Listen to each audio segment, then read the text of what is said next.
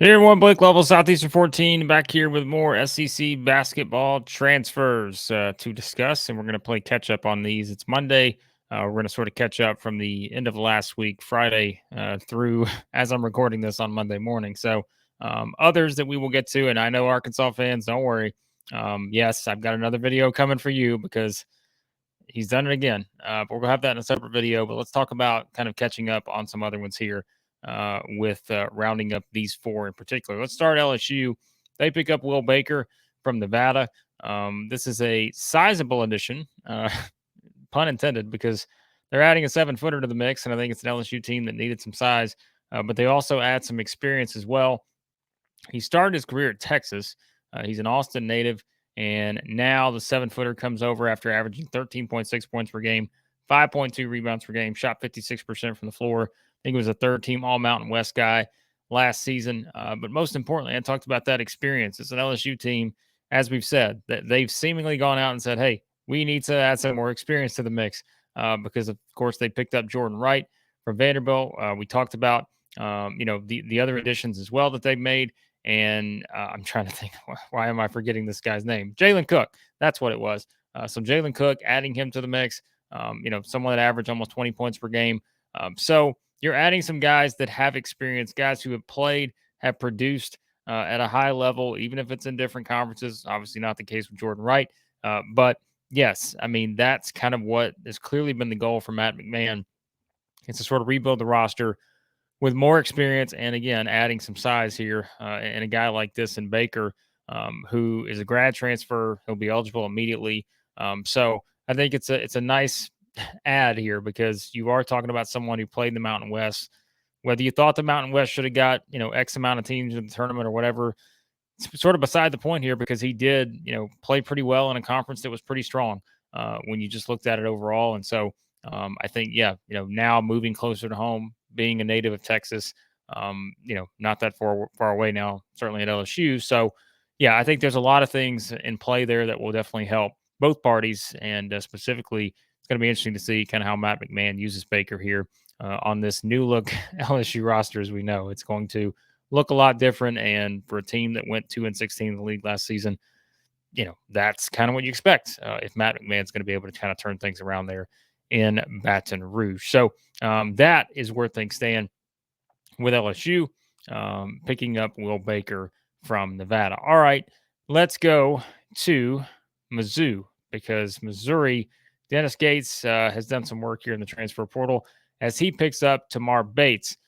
from Indiana. And this is a name that will be familiar, I think, to, fans of Missouri because he was certainly someone that was on the radar there in the past as a recruit. And so now he officially makes his way to Missouri to see if he can continue to help Dennis Gates with what he's doing there in Columbia. And what is Bates going to add to the mix? Well, if you just look at it based on his stats from last year, they're obviously not going to be ones that just jump out at you, right? He averaged 6.1 points per game, 1.6 rebounds per game, played about 20 minutes per game for Mike Woodson there with the Hoosiers. But we are talking about a guy that clearly has the potential to excel, I think, in how Dennis Gates wants to play. And you guys know exactly how Dennis Gates wants to play.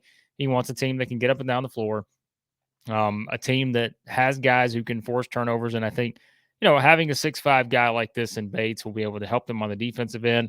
And I also think it's someone who can get out and find perhaps what he's looking for offensively. And I think that's, if you add all those elements together, I think that's what you're looking for here with someone like Bates, is to be able to sort of find that package that you expected maybe early on in his college career. Now, is it really just a matter of the right fit? And I think that could be one where, as we always say, that's one of the reasons why guys transfer.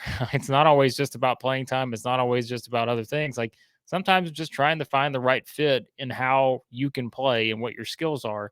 And I think this is one that was clearly kind of that objective for both here, and especially for Bates, I think, coming in and seeing what he could maybe do in a Dennis Gates type of style. And I think that, maybe just more of, that kind of transition type play will be more helpful for a guy like this who could step out and be able to help them, again, scoring wise. It just, it just seems to be a good fit on paper for a guy to find that potential that everyone talked about, kind of coming out of high school and now, having a couple seasons and maybe just looking to take that next step. So I think that's clearly what they're trying to do here for Missouri and picking up a guy in Bates who should fit in and really give them some options to work with there at the guard position on the perimeter because, we talked about the other guys you expect to be back. Don't know what the full roster looks like yet for Missouri, but guard play is important.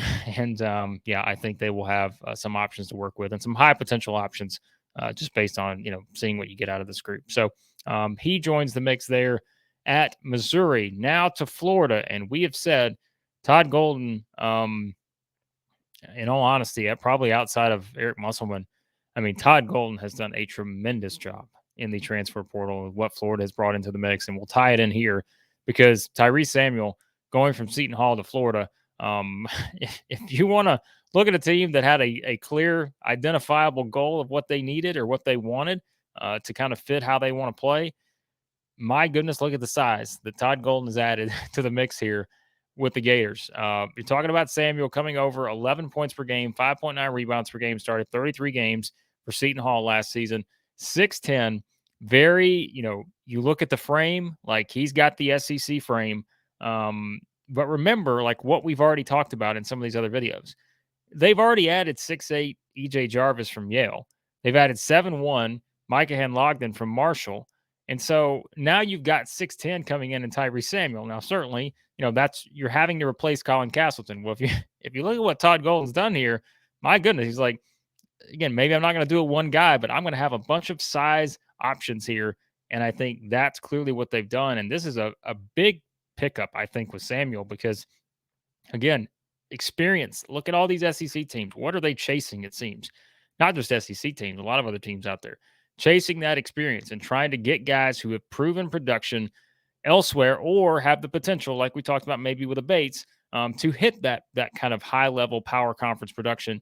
And clearly Samuel, I mean, the experience and the production he had in the Big East should really help here, I think, translate to Florida. I don't really have a lot of worries about that. Just kind of looking at his game, I don't really have a lot of worries that that's going to be able to translate into the mix. And, you have to replace some of the defensive elements with Castleton. I mean, there's no doubt, right? Like, I mean, you guys heard us talk about Castleton. I mean, he certainly could have been defensive player of the year in the league had he not gotten injured. But you've got a guy here with athleticism, can rebound, will definitely be someone that gives them some extra opportunities on the offensive side, on the offensive glass, I think, when you look at his numbers there. So, yeah, I have loved what Todd Golden's done in the transfer portal, and this only adds to that, I think, in picking up Tyrese Samuel. So another significant addition for the Gators, and I think if you're trying to identify that team most improved, I mean, LSU, as we said, has certainly got the furthest to go because they were the last place team, but it's hard not to feel like right now that Florida is going to be the most improved team in the league.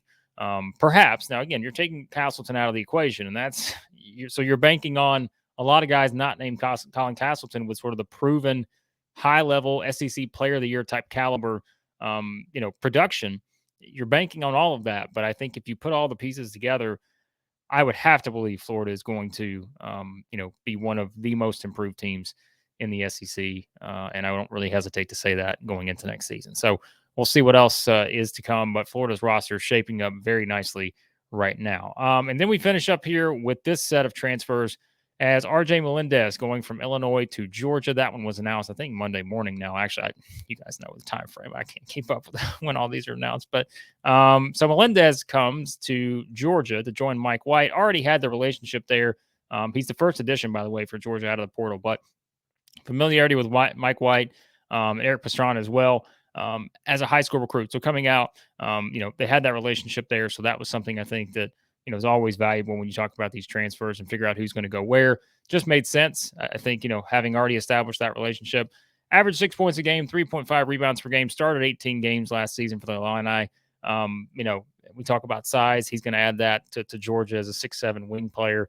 So, again, another guy I think that certainly has the potential. Can he find that consistency as a scorer, be able to knock down some shots? Because, again, those are things that I think Georgia can certainly use heading into next season. That's another team got off to a nice start relative to where they were. There's no question about it. Now, does Georgia want to be a team that finishes, in the bottom four, of course not, but relative to where the program was before Mike White took over, quite a turnaround in one season. And we'll see if Melendez can be one of those picks, in the offseason now. You pick someone like that up. Can you help him find the right fit? And maybe that we've talked about with Bates and guys like that. Maybe it all comes back to the fit, and maybe this is exactly what Melendez needs to kind of find his game offensively and that consistency there, because that will only help Georgia as they try to, again, make their way up the SEC ladder. So there's some quick thoughts on 4 transfers in the SEC. There will be many more to come. And as I said, Arkansas fans, I'll have some thoughts on your latest edition coming up in a new video here soon on the channel. So be sure to check them all out. We got a lot of transfer videos already up on the channel. If you want to check back all the players that teams may have added, you can go back through the SEC basketball playlist, find them there. And so to do that, hit that subscribe button, hit that like button as well. That helps us out. And lots of SEC football, spring game reaction. Blaine's got all that coming up on the channel. We got a lot more football stuff in the works. You guys are going to see. Basically, we're going to be all in on football here soon enough. And there's going to be a lot of videos every day going up on the football front. And, of course, SEC baseball, as usual. A lot of great teams in the league. A lot of top 5 teams, a lot of top 10 teams out there. We've got it all covered here with Chris as well. So hit that subscribe button. We appreciate your support, as always, of the channel. Lots more stuff on the way. So thanks as always for watching, and we'll talk to you again here soon at Southeastern 14.